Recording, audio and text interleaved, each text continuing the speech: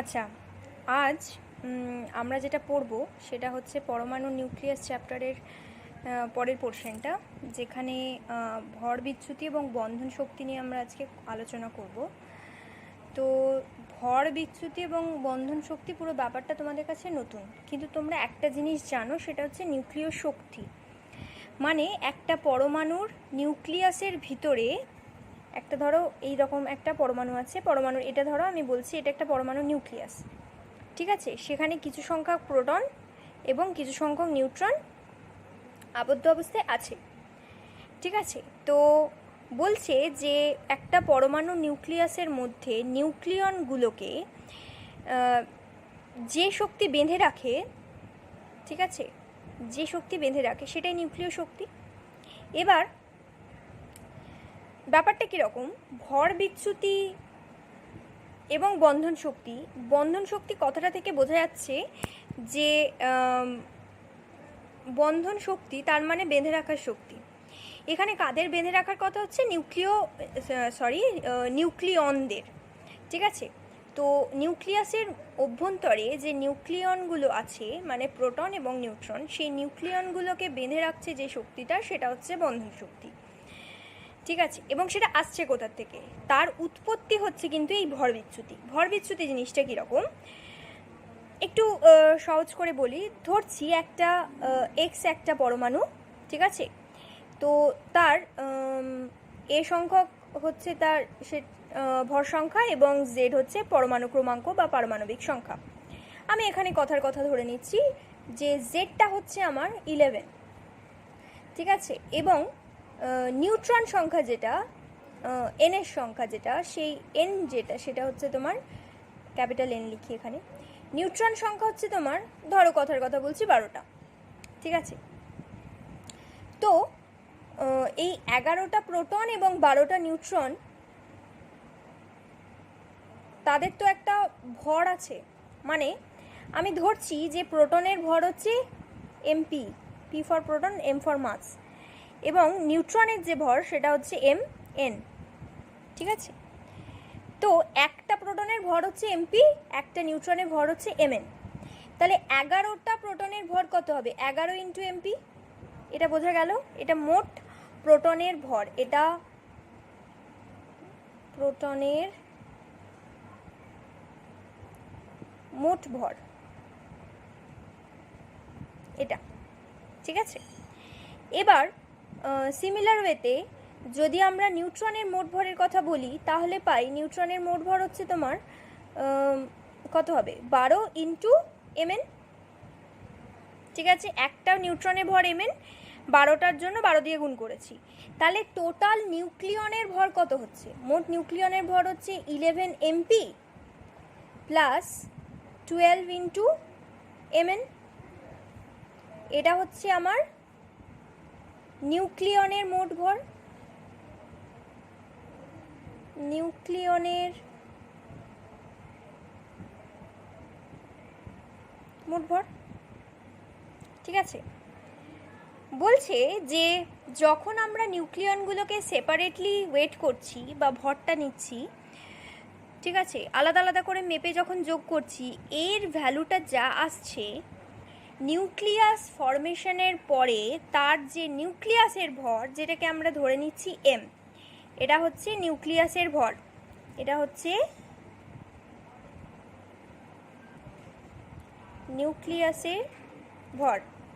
তো এই নিউক্লিয়াসের যে ভর আমরা পাচ্ছি ক্যাপিটাল এম, বলছি এই ভরটা এদের ভরের সাথে ইকুয়াল হচ্ছে না। বোঝাতে পারছি কি বলছি? আমি বলছি নিউক্লিয়াসের যে ভর সেটা কিন্তু এই টোটাল নিউক্লিয়নের ভরের সাথে ইকুয়াল হচ্ছে না। কিন্তু আমরা দেখো একটা জিনিস বুঝতে পারছি যে এই যে নিউক্লিয়াসটা, তার মধ্যে 11টা প্রোটন আছে, 12টা নিউট্রন আছে, এদেরকে নিয়েই তো তৈরি হয়েছে নিউক্লিয়াসটা।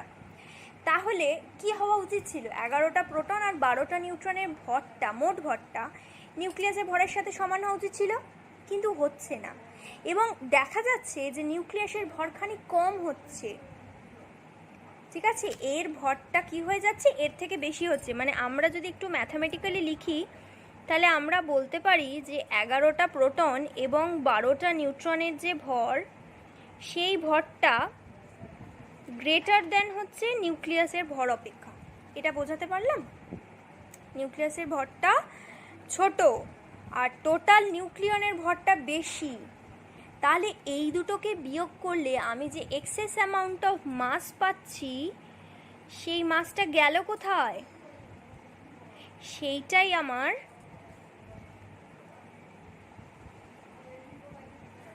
বন্ধন শক্তিতে কাজে লাগছে। এই ভরটা শক্তিতে কনভার্ট হয়ে যাচ্ছে, যে শক্তিটা নিউক্লিয়নগুলোকে নিউক্লিয়াসের মধ্যে আবদ্ধ অবস্থায় রেখেছে, ঠিক আছে? এবং এই ভরটাকেই আমরা বলছি ভর বিচ্যুতি। ভর বিচ্যুতি, ঠিক আছে? তাহলে ভর বিচ্যুতিটা বোঝা গেল কি জিনিস? টোটাল নিউক্লিয়নের ভর থেকে যদি নিউক্লিয়াসের ভরটা বাদ দিই, তাহলে যে এক্সেস অ্যামাউন্ট অফ মাসটা বেঁচে যাচ্ছে সেটাকে আমরা বলছি ভর ত্রুটি বা ভর বিচ্যুতি। এই ভরটাকে যদি আমরা সি স্কোয়ার দিয়ে গুণ করি, delta M into C square, তাহলে আমরা যে ইটা পাই, এনার্জিটা পাই, এটা কি করলাম বলো তো? এটা আমরা সেই E equal to MC square, এটা হচ্ছে ভর ও শক্তির তুল্যতা সূত্র, যেটা আইনস্টাইন দিয়ে গেছিলেন, সেই সূত্রটাতেই আমরা কি করেছি, এই মাসের জায়গায় ডেল্টা এম বা ভর বিচ্যুতি বসিয়েছি। এবং এই যে ই, সেটাকে অ্যাকচুয়ালি ইবি লেখা ভালো, E B for binding energy, তার জন্য এটা লিখলাম। তো এইটা হচ্ছে আমার ভর বিচ্যুতি এবং বাইন্ডিং এনার্জির সম্পর্ক, ঠিক আছে? বুঝতে পারলাম? তাহলে কি করলাম, এই যে এক্সেস অ্যামাউন্ট অফ ভরটা পাচ্ছি, যে মাস ডিফেক্ট বা ভর বিচ্যুতি বা ভর ত্রুটি যে ভরটা পেলাম, সেই ভরটাকে যদি সি স্কোয়ার দিয়ে গুণ করি, তাহলে যে এনার্জিতে কনভার্ট হয়, সেই এনার্জিটা কি করছে, নিউক্লিয়নগুলোকে নিউক্লিয়াসের মধ্যে বেঁধে রাখছে, ঠিক আছে? তাহলে হলো, বুঝলাম এই জায়গাটা? বেশ, একটা কথা বলি, এই যে বন্ধন শক্তিটা আমরা পড়লাম, বলছি এই বাইন্ডিং এনার্জিটা যত বেশি হবে, নিউক্লিয়াস কি হবে, নিউক্লিয়াসের মধ্যে নিউক্লিয়নগুলো তত বেশি দৃঢ় অবস্থায় থাকবে। হ্যাঁ, কারণ বন্ধন শক্তি বেশি, তো বেশি শক্তি দিয়ে বেঁধে রেখেছে, তার জন্য এই যে বন্ধন শক্তিটা যত বাড়বে, নিউক্লিয়াস কিন্তু তত স্টেবল বা স্থায়ী হবে, সুস্থিত হবে। এবং ইবির ভ্যালু যত কম হবে, তোমার এই কি বলবো, পরমাণুর মধ্যে, নিউক্লিয়াসের মধ্যে যে নিউক্লিয়নগুলো আছে সেগুলো আলগা অবস্থায় থাকবে এবং নিউক্লিয়াস তত বেশি অস্থায়ী হবে, ঠিক আছে? আচ্ছা, এরপরে আছে যেটা, সেটা হচ্ছে নিউক্লিয় বিভাজন। আমরা পড়বো নিউক্লিয় বিভাজন এবং নিউক্লিয় সংযোজন, ঠিক আছে? নিউক্লিয়ার ফিশন এটা কি বলছে, যে একটা নিউট্রনের আঘাতে যদি কোনো ভারী পরমাণুর নিউক্লিয়াস দুই বা ততোধিক সমভর বিশিষ্ট অংশে বিভাজিত হয়ে যায় এবং নতুন ভর বিশিষ্ট অংশে বা ভর বিশিষ্ট পরমাণুতে বিভাজিত হয়ে যায়, তাহলে সেইটাকে আমরা নিউক্লিয় বিভাজন বলছি, মানে নিউক্লিয়াসের বিভাজন হচ্ছে, ঠিক আছে? তো যেটাই হলো, সেটাকে আমরা যদি একটা বিক্রিয়া দিয়ে বলি, একটা যেটা প্র্যাকটিক্যালি হয়, বলছে ইউরেনিয়াম 23592, ঠিক আছে? এইটা হচ্ছে ইউরেনিয়ামের পরমাণু, ঠিক আছে, যার পরমাণু ক্রমাঙ্ক 92 এবং ভর সংখ্যা 235। সেটাকে একটি থার্মাল নিউট্রন বা ধীর গতিসম্পন্ন নিউট্রন দিয়ে আঘাত করছি, হিট করাচ্ছি, এবং করানোর ফলে কি হচ্ছে, এইটা অ্যাবজর্ব করে নিয়ে ইউরেনিয়াম 236-এ পরিণত হচ্ছে, ঠিক আছে? এই পরমাণুটা কিন্তু আনস্টেবল, এটা কিন্তু হায়ার এক্সাইটেড স্টেট, এটা কিন্তু প্রকৃতিতে মুক্ত অবস্থায় থাকতে পারবে না বেশিক্ষণ। সাথে সাথে কি হবে, এইটা ভেঙে গিয়ে কি তৈরি করবে, একটা বেরিলিয়াম 14156 এবং একটি ক্রিপ্টন 9236 তৈরি করবে। দুটো ছোট ছোট পরমাণু তৈরি করলো, আগের অপেক্ষা দুটো ছোট পরমাণু তৈরি করলো, এবং তিনটে নিউট্রন বের করবে। আবার একটা নিউট্রন দিয়ে স্টার্ট করেছিলাম, সে আবার তিনটে নিউট্রন তৈরি করলো এবং এর সাথে প্রায় 200 MeV 200.6 MeV mega electron volt শক্তি নির্গত হবে। ঠিক আছে, তাহলে বোঝাতে পারলাম কি হচ্ছে। এখানে একটা ইউরেনিয়ামকে প্রথমে ধীর গতি সম্পন্ন বা থার্মাল নিউট্রন দিয়ে আঘাত করলাম। ঠিক আছে, থার্মাল নিউট্রন মানেই তাই ধীর গতি সম্পন্ন নিউট্রন করার ফলে একে অ্যাবজর্ব করে নিল, নিউট্রনকে অ্যাবজর্ব করে নিল, করে নিয়ে ইউরেনিয়াম 236-এ পরিণত হলো। এটা খুব আনস্টেবল, সেই জন্য মাথায় আমরা একটা স্টার দিয়েছি, মানে এটা এক্সাইটেড হয়ে যাবে। শক্তি একে অ্যাবজর্ব করছে মানে এনার্জি অ্যাবজর্ব করছে, যখনই এনার্জি পাচ্ছে তখন এক্সাইটেড হয়ে যাচ্ছে এবং সেটা কি করছে, দুটো পরমাণুতে ভেঙে গেল, একটা বেরিলিয়াম একটা ক্রিপ্টন, তিনটে নিউট্রন তৈরি করলো N01 এবং তার সাথে সাথে 200 এমইভি শক্তি। ঠিক আছে, এই হলো আমার নিউক্লিয় বিভাজন। একটা জিনিস বলি, নিউক্লিয় বিভাজনটা তো বুঝতে পারলাম, এখানে একটা ব্যাপার আছে, সেটা হচ্ছে দেখো আমরা একটা ইউরেনিয়াম, ধরো আমি বলছি এটা একটা ইউরেনিয়াম, ঠিক আছে, এখানে আমি একটা নিউট্রন দিয়ে আঘাত করছি, এটা হচ্ছে আমার নিউট্রন। ঠিক আছে, 01 আর লিখবো না, এই একবার দেখিয়ে দিলাম যে পুরো ফুল যে ব্ল্যাকটা সেটা হচ্ছে ইউরেনিয়াম। তো এখান থেকে আমার কি হবে, তিনটে আরও নিউট্রন তৈরি হবে, N01 N01 N01 হলো।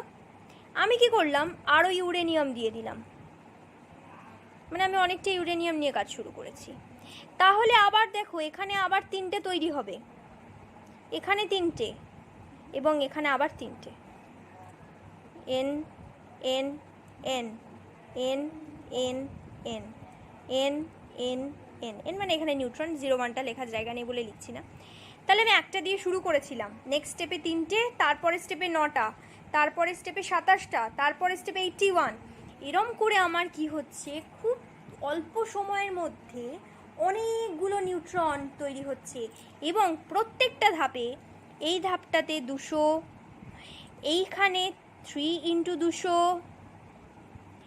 এরপরে 9 × 200, তারপরে স্টেপে 27 × 200, এমনি করে করে আমার কি হচ্ছে 81 × 200, এরম করে করে আমার বিক্রিয়াটা চলতে থাকছে এবং এই পরিমাণ, এই এত এমইভি পরিমাণ শক্তি তৈরি হতে হতে হতে হতে যাচ্ছে। তাহলে খুব কম সময়ের মধ্যে একটা হিউজ অ্যামাউন্ট অফ এনার্জি আমি পেয়ে যাচ্ছি।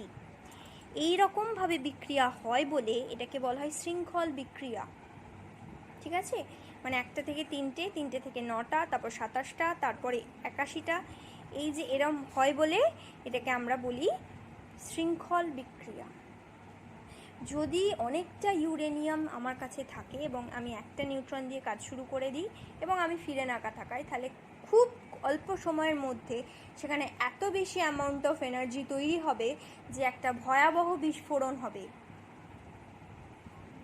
এবং এইভাবেই তোমার যে পরমাণু বোমা সেটা তৈরি হয়।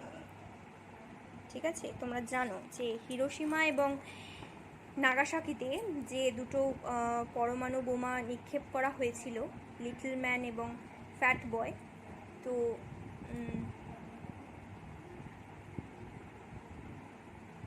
লিটল বয় এবং ফ্যাট ম্যান দুটো পরমাণু বোমা যে নিক্ষেপ করা হয়েছিল, তো সেই পরমাণুর বোমার যে বিধ্বংসী প্রভাব সেটা ইভেন এখনও অবধি সেখানকার মানুষরা ভোগ করছে। ঠিক আছে, just because of this energy. ঠিক আছে, ওখানেও এই একই শৃঙ্খল বিক্রিয়াই হয়েছিল। একটা নিউক্লিয় বিভাজনকে যখন আমি শৃঙ্খল বিক্রিয়ায় পরিণত করে দিই তখন সেটা পরমাণু বোমা তৈরি করে এবং যখন আমি এটাকে নিয়ন্ত্রিত করে দিই, মানে কি নিয়ন্ত্রিত করা কীরকম, এখানে দেখো একটা থেকে এই যেই দুটো হবে আমি কি করবো, এই দুটো নিউট্রনকে আবার বের করে দেবো, তাহলে একটা হলো। আবার এই একটা থেকে যখন 3টে হবে আবার 2টোকে বের করে দেবো। এরকমভাবে যদি আমি প্রত্যেকটা স্টেপ থেকে 2টো করে নিউট্রন বের করতে থাকি, তাহলে দেখো প্রত্যেকটা স্টেপে একটা করে নিউট্রন একটা করে ইউরেনিয়ামকে হিট করবে এবং 200 করে MEV তৈরি হবে। এটা হচ্ছে নিয়ন্ত্রিত শৃঙ্খল বিক্রিয়া, যেটা কাজে লাগে আমাদের নিউক্লিয় রিঅ্যাক্টরে। ঠিক আছে, নিউক্লিয় রিঅ্যাক্টর মানে পারমাণবিক বৈদ্যুতিক চুল্লি, পারমাণবিক শক্তি থেকে যেখানে আমরা বিদ্যুৎ উৎপাদন করি। ঠিক আছে, পারমাণবিক চুল্লি যেগুলো হয়, তো সেখানে কি হয়, সেখানে এরকম নিয়ন্ত্রিত নিউক্লিয় বিক্রিয়া বা নিউক্লিয় বিভাজন ঘটানো হয়। তবে এটা ভীষণ একটা রিস্কি বিষয়। তোমরা খুব রিসেন্ট মানে খুব পুরনো ইতিহাস নয়, এটা 2টো ঘটনা আমরা দেখেছি জাস্ট আগের দশকে ঘটেছিল, 2011 সম্ভবত, এবং একটা হয়েছিল 1986-এ। একটা চেরনোবিলে হয়েছিল নিউক্লিয় রিঅ্যাক্টরে দুর্ঘটনা, আর একটা হচ্ছে ফুকুশিমাতে হয়েছিল চীনের। 2টো জায়গাতেই কি হয়েছিল, ফুকুশিমাতে সুনামির ধাক্কায় তোমার এই নিউক্লিয় রিঅ্যাক্টর ভেঙে যায়। মানে ওদের কি হয়, কুলিং সিস্টেম থাকে, মানে এই ইউরেনিয়ামের যে দণ্ডগুলো ব্যবহার করা হয় সেগুলো কী হয়, তেজস্ক্রিয়, তো বুঝতে পারছো, তো সেগুলোকে কি করা হয়, ঠান্ডার রাখার ব্যবস্থা করা হয়, কুলিং সিস্টেম বলে সেটাকে। তো সেই কুলিং সিস্টেম খারাপ হয়ে যাওয়ার ফলে তোমার এই গলিত যে ইউরেনিয়াম সেগুলো বাইরে চলে আসে এবং কী বলে ওটাকে, বিস্ফোরণ হয়। এবং তোমরা জানো যে এর যে প্রভাবটা সেটা সমুদ্রের উপর সব থেকে বেশি হয়েছিল। ফুকুশিমার ফলে যে বিস্ফোরণটা হয়েছিল, পুরো সমুদ্রে, মানে আমাদের পুরো অল ওভার ওয়ার্ল্ডে যে সমুদ্র, সেখানে এই তোমার পারমাণবিক দূষণ ঘটেছে এইটার ফলে। এবং চেরনোবিলে যে ঘটনাটা ঘটেছিল, চেরনোবিলে তোমার রাতের বেলা সামহাও একটু ভুলবশত ওই কুলিং সিস্টেমটা বন্ধ হয়ে যাওয়ার ফলে নিউক্লিয় রিঅ্যাক্টরে বিস্ফোরণ ঘটে। সঙ্গে সঙ্গে মানে জাস্ট দুর্ঘটনার পরেই প্রায় তোমার 3.5 লাখ লোককে সেখান থেকে শিফট করানো হয়েছিল। 1986-এর ঘটনা, তো সেখান থেকে শিফট করা হয়েছিল। কিন্তু দেখা যায় যে সঙ্গে সঙ্গে মানে সাথে সাথে 56 জন মারা যায়। তা পরবর্তী ক্ষেত্রে তোমার প্রচুর, মানে তোমার প্রায় 1 কোটি খানিক লোক, প্রায় 1 কোটি লোক ইয়েতে আক্রান্ত হয়েছিল, ক্যান্সারে আক্রান্ত ছিল। পরবর্তীকালে অনেকে মারাও গেছিল। এবং সে একটা মানে সেই যে চেরনোবিলের যে ঘটনা, সেই চেরনোবিলে এখনও অবধি সেখানে আর ফিরে আসা সম্ভব হয়নি মানুষের পক্ষে, কারণ সেখানে সেই সমগ্র অঞ্চলটি সিল করে দেওয়া হয়েছিল। সেই সমগ্র অঞ্চলে এখনও অবধি পারমাণবিক দূষণ আছে, মানে পারমাণবিক ট্রেস পাওয়া যাচ্ছে। মানে এই তোমার এই যে আগের দিন যে ইয়েগুলো পড়লাম, রশ্মিগুলো, সেই ইয়েগুলোর ট্রেস পাওয়া যায়। তো সেখানে এখনও মানুষ যথেষ্ট রকম প্রোটেকশন না নিয়ে যাওয়া আসা করতে পারে না। ঠিক আছে, তো এই হচ্ছে তোমার নিউক্লিয় বিভাজন। নিউক্লিয় বিভাজনের 2টো ব্যবহার আমরা পড়লাম। একটা হচ্ছে পারমাণবিক বোমা, যেটা আমরা ধ্বংসের কাজে ইউজ করেছিলাম অতীতে, এবং পুরো পৃথিবী দেখেছিল যে তার বিধ্বংসী প্রভাব কীরকম হয়েছিল। এবং আরেকটা মানব কল্যাণকর ব্যবহার আমরা জানি, সেটা হচ্ছে নিউক্লিয় রিঅ্যাক্টরে পারমাণবিক শক্তিকে ব্যবহার করে বৈদ্যুতিক শক্তি উৎপাদন। সেটা আমরা ভালো কাজেই লাগাই, তবে এটা খুব কেয়ারফুলি হ্যান্ডেল করাটা খুব দরকার।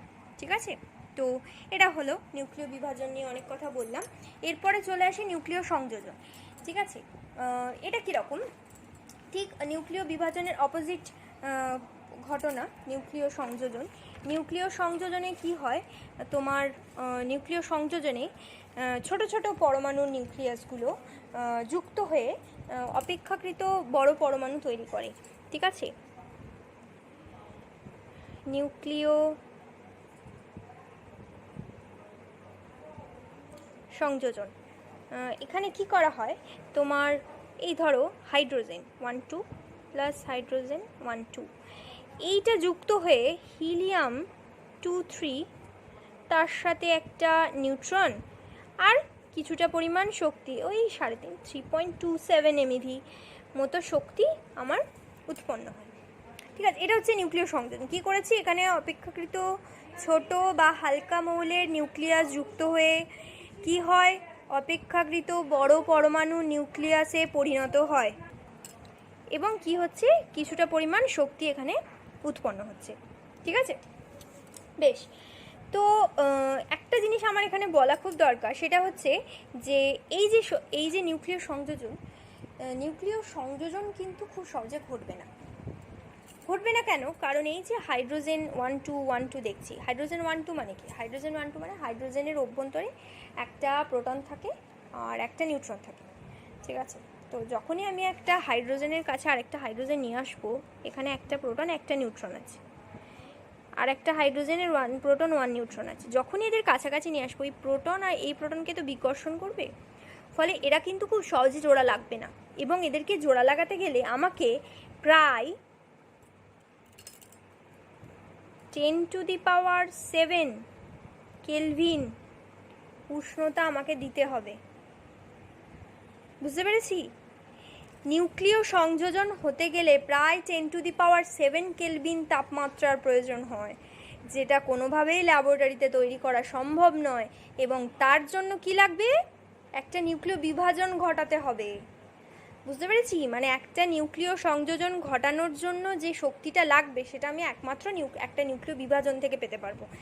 তাই অনেক ক্ষেত্রে বলা হয় যে নিউক্লিয় সংযোজনের পূর্বে নিউক্লিয় বিভাজন ঘটানো প্রয়োজন। কেন? প্রয়োজনটা কি, যে নিউক্লিয় সংযোজন কখনো এমনি ঘটবে না। নিউক্লিয় সংযোজনের প্রায় 10⁷ কেলভিন উষ্ণতার প্রয়োজন।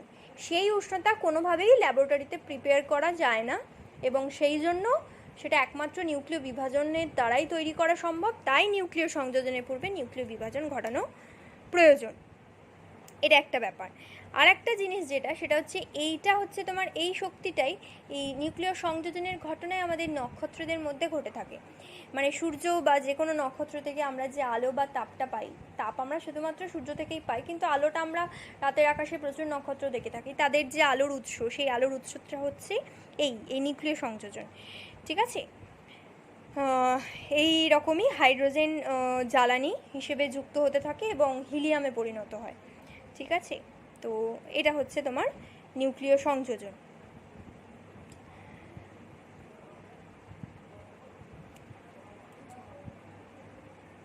তাহলে নিউক্লিয় সংযোজনে দুটো কিন্তু শর্ত আছে।